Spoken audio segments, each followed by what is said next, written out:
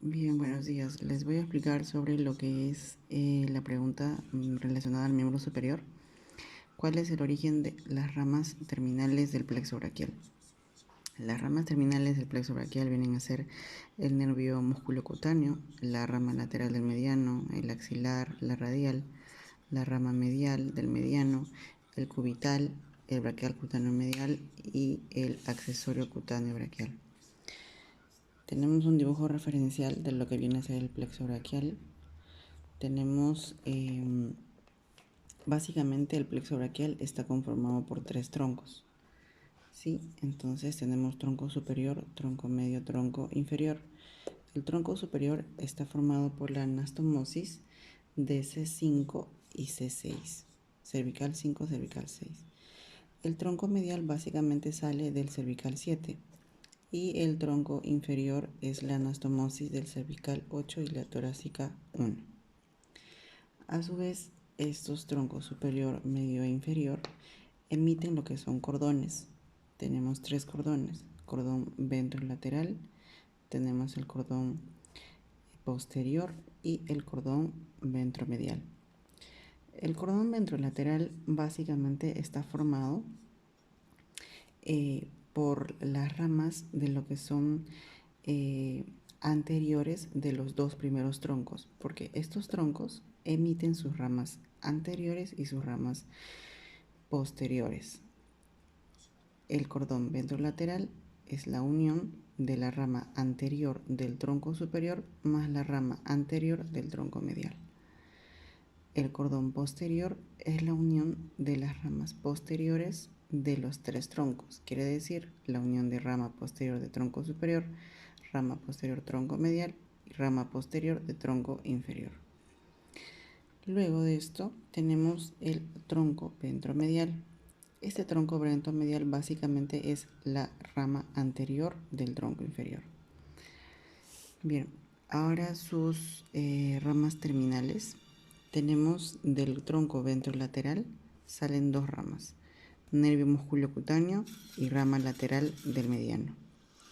Del cordón posterior salen dos ramas igualmente, una axilar y otra radial. Y por último tenemos de lo que es la rama ventromedial salen cuatro cordones. Estos cuatro cordones son la rama medial del nervio mediano, el cubital o ulnar, la rama braquial cutánea medial y el accesorio de la rama cutánea braquial. Ahora, les voy a dar un pequeño resumen de básicamente de los nervios más importantes. Por ejemplo, el nervio musculocutáneo, como ya sabemos, es un nervio que sale del fascículo lateral, o sea, del cordón ventrolateral, es un fascículo lateral del plexo braquial. Sale hacia la cavidad axilar, perfora el músculo coracobraquial y luego se sitúa entre los músculos braquial y bicibraquial. Se dirige hacia el codo, se hace de una manera superficial y da sus ramas terminales. Continuamos con la rama lateral del mediano. Bueno, esta rama lateral del mediano se une con la rama medial del mediano. Ambos forman lo que es el nervio mediano. Este nervio mediano desciende por el borde interno del brazo junto con la arteria axilar. Una vez situado en la parte anterior del brazo, desciende hasta la muñeca entre los tendones de los músculos palmares mayores y palmar menor. Pasa por el ligamento anular del carpo y termina ubicado en la zona tenar de la mano. Inerva y da ramas sensitivas y motoras. Tenemos el nervio axilar, que también es muy importante. Este nervio va básicamente destinado al hombro, pasa entre la deltoides y el húmero. Rodea el cuello junto con la arteria circunfleja posterior, el cuello exactamente ubicado en el cuello del húmero, y de esta manera hace su recorrido, emite ramas terminales motoras para el deltoides y su cara interna. Tenemos el nervio radial, también importante. Este pasa primero por el brazo en el compartimento posterior del brazo. Luego pasa a ser anterior donde continúa hasta el antebrazo, desciende y de esta manera llega hasta la mano.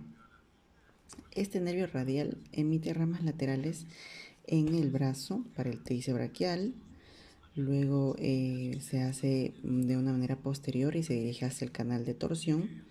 De esta manera pasa por el canal de torsión, se dirige a la parte anterior del brazo, como les mencioné, y está entre los músculos braquiales y braquiorradial.